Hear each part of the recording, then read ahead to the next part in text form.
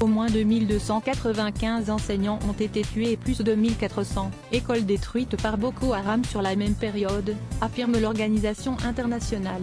Plus de 1000 enfants ont été enlevés depuis 2013 par les djihadistes de Boko Haram dans le nord-est du Nigeria, affirme l'UNICEF dans un communiqué, vendredi 13 avril. Cette annonce intervient 4 ans après l'enlèvement de 276 lycéennes à Chibok.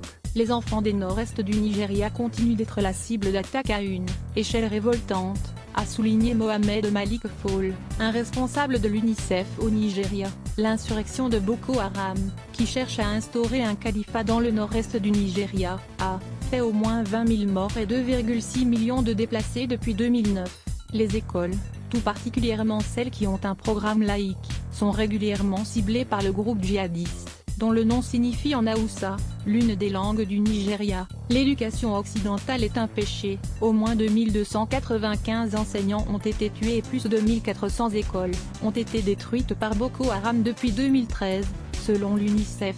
Depuis son arrivée au pouvoir en 2015, le président nigérian, Muhammadu Buhari, a déployé un effort de guerre sans précédent face au groupe islamiste armé, mais même affaibli, Boko Haram, qui a perdu de larges pans de territoire, n'a pas cessé ses attaques meurtrières, notamment contre des civils, et il conserve la capacité de mener des opérations de grande envergure. En février, le pays avait été choqué par l'enlèvement par les djihadistes de 111 écolières à Davachi, dans le nord-est du Nigeria. La plupart de ces jeunes filles ont ensuite été libérées, mais ce kidnapping de masse a ravivé le douloureux souvenir du drame de Chibok.